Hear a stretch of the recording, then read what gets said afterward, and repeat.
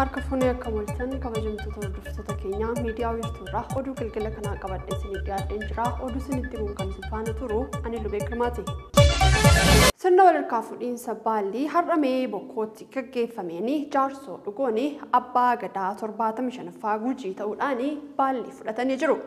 Abbaan gadaa Jiloo Mannoon aangoo jaarsoo dhugootiif yoo dabarsanii gadaan gadaa Armuufaarraa gara gadaa Roobaleetti ce'ee jira.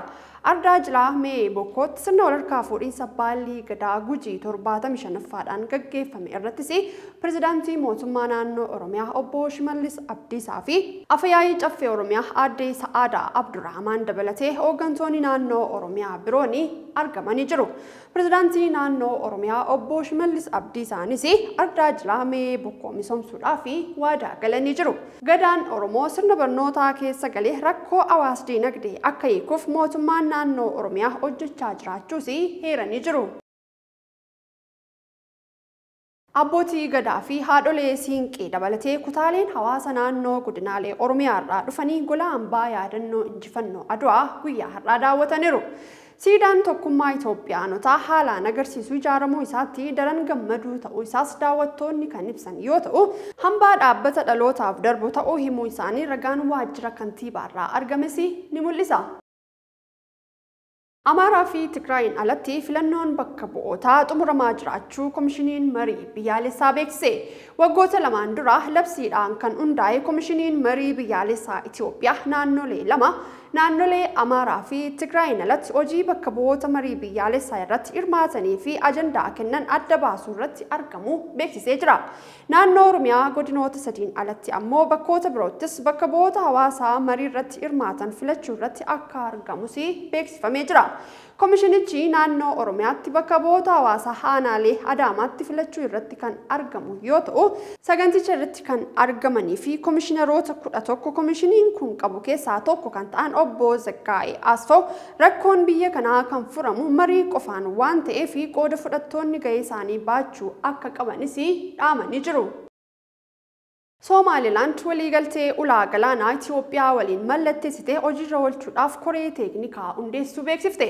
Waliigaltee ulaa galaanaa Itoophiyaa fi Somaliland jalqabaa bara kana mallatteessan hojiirra oolchuudhaaf koreen teeknikaa fi gareen ogeeyyii seeraa idil addunyaa hundaa'u ministeerri dhimma alaa fi tumsa idil addunyaa Somaliland beeksise.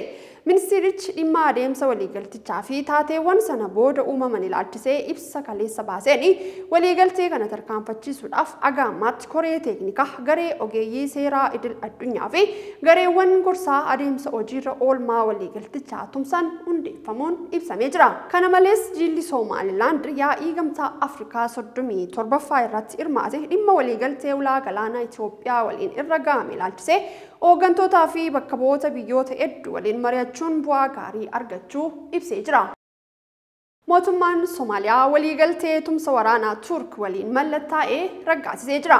Mootummaan Somaaliyaa waliigaltee tumsa waraanaa Turk waliin mallatteesse kan raggaasise yoo ta'u, waliigalteen kun biyyoota lamaan keessumaa gama nageenyaa diinagdee fi galaanaa irratti waliin tumsuu akka danda'an kan taasisu ta'uun isaa ibsamee jira. Akkaataa waliigaltee jalqaba guraandhala 8 mallattaa'e kanaan Turkiin humna galaanaa Somaaliyaatiif leenjii fi meeshaalee ni kenniti kan jedhame yoo ta'u, kunis Soomaaliyaan qabeenya galaanaa fi bishaan naannoo ishee balaawwan akka shororkeessummaa, saamichaa fi giddu seentummaa biyya alaa irraa akka eegdu gargaaruudhaaf kan kaayyeeffate ta'uun isaa ibsamee jira. Manni maree ministeerota Somaaliyaa walgahii har'a gaggeesseen waliigaltee biyyoota lamaan gidduu jiru mallatteeffame kana yoo raggaasu, ministeerri muummee biyyattii Hamzaa Abdii Baarree haasawaa taasisaniin waliigaltichi seena qabeessadha jechuudhaan dubbatanii jiru. Oduu ispoortiitiin ammoo taphoota mo'atanii darbuu Shaampiyoons Liigii Awurooppaan taphni har'aa Arsenaal Poortoo Baarselonaadhaan Naapoolii waliin taasisanii ni eegama.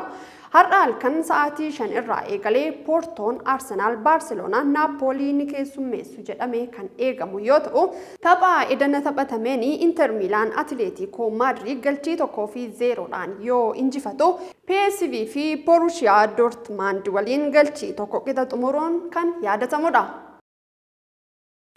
Kan hordofaa turtan miidiyaa wiirtuurraa oduun galgala kanaaf qabannee dhiyaanne kana fakkaata. Yeroo gaariin waliin qabaatanii ulfaadhaa jecha miidiyaa wiirtuurraa qophii laafan waliin turtii gaarii qabaadhaa.